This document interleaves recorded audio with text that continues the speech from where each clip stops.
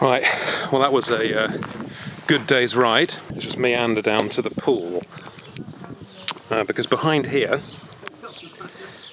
are a couple of bikes. This is the black one.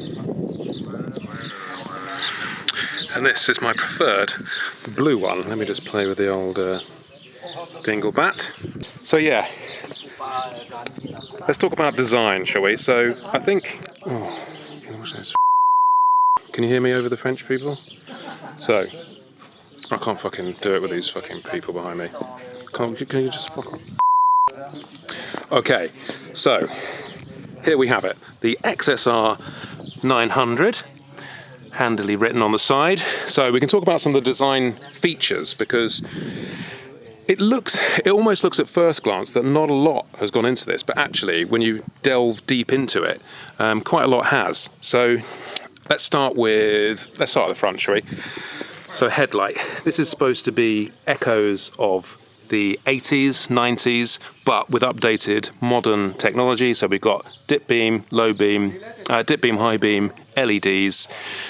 This, again, I mean, this is, I guess it's harking back to the past, but it's almost a bit, I don't know, I prefer it on the black one where it's invisible. Someone just went in the pool.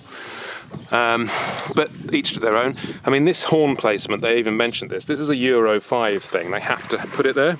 So a lot of manufacturers struggle with the regulations which need to happen.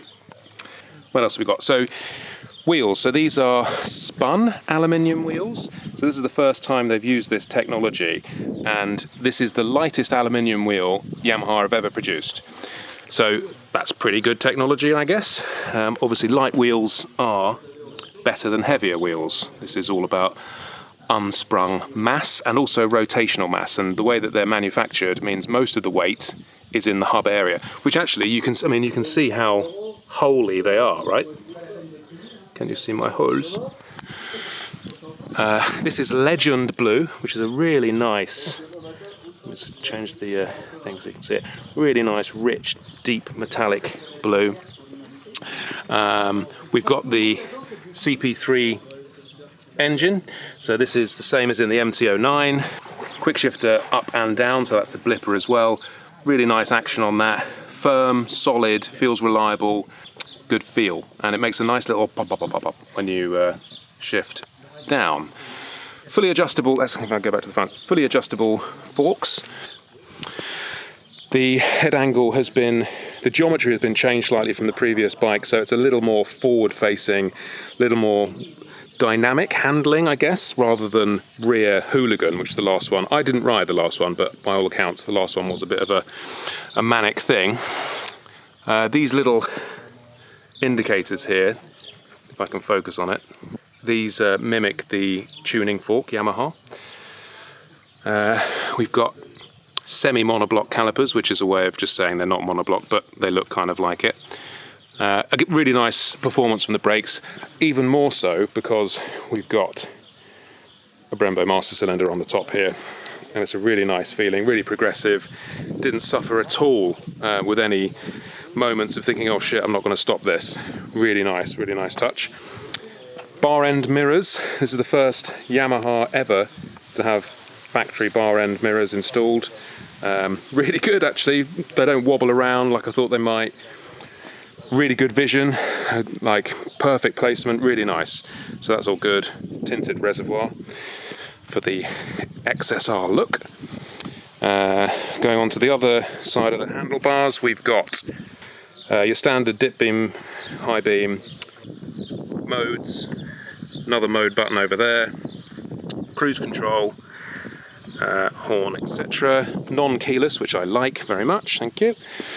Again, this Legend blue paint is really nice. And then onto the tail section. This is a really nice bit of design they've done here. So they wanted it to feel a bit more like the old race bikes, where you'd have a solid fiberglass rear and then just like a bit of seat foam.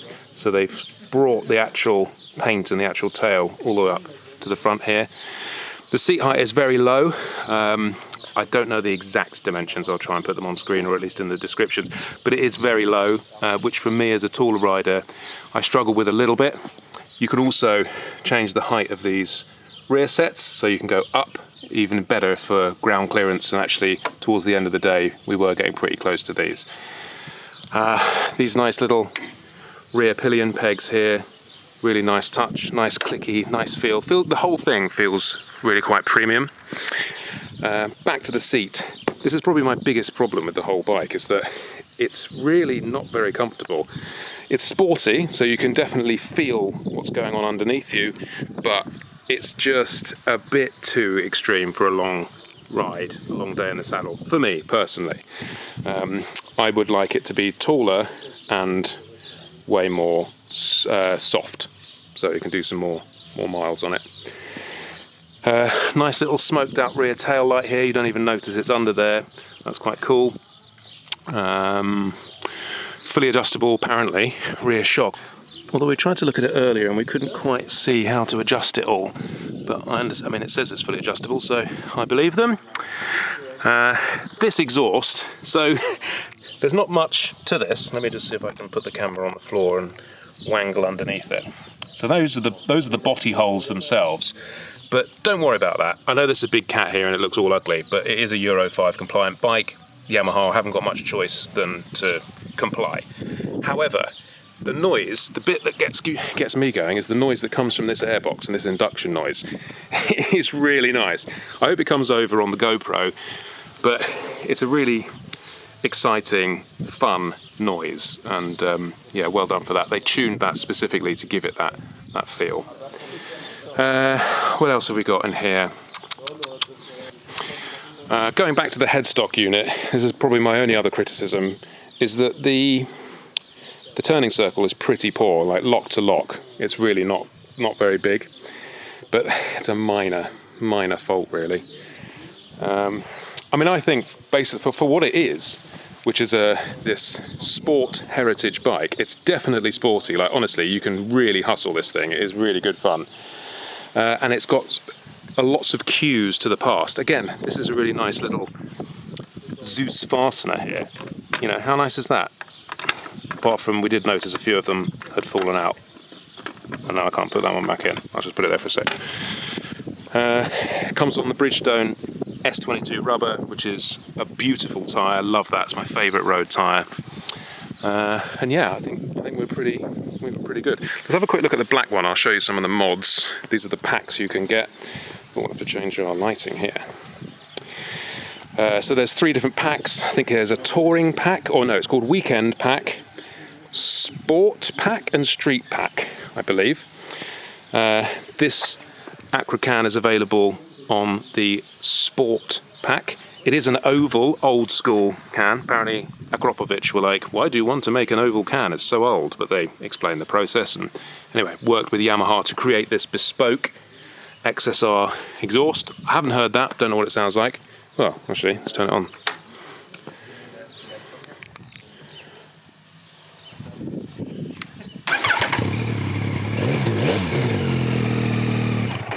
It doesn't really sound any different. I'm sure it might do a bit more overrun and etc. But yeah. What else have we got here? We've got a little fly screen on this, and quite a cool headlight cover. Gives it a nice stealthy look. And this is an aluminium fender. Although I don't know. I don't really particularly like that, if I'm honest.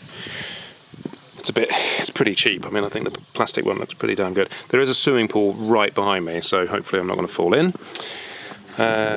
Is there anything else extra on this that I can see?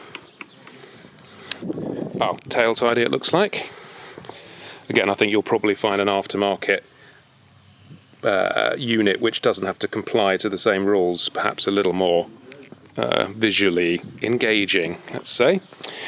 But yeah, I mean, out of the two, I'd definitely go for Legend Blue. And yeah, I guess that is a bit of a walk around of the XSR. Let's just turn it on and see if we can show you this headlight. Because it does look pretty cool when people are following. Oh, unless you've got to turn it on first, that's annoying. So yeah, I think, yeah, really fun bike. Really enjoyed it. Now, I think I'm going to get into that. Oh, so here's another little point I didn't mention on the video. So Faster Suns, where's my finger? There. And there's a logo of it there. This is Yamaha's own sort of in-house branded heritage brand, I suppose. It means that each new iteration should be faster than the previous one, so like better, like improving, so Faster Suns, so it keeps getting better and better and better, which is quite an interesting philosophy. Anyway, I quite like that from a marketing perspective. But yeah, hopefully there isn't one available yet. I have asked, but just put get a more comfortable seat on there and I could ride that all day. Fantastic.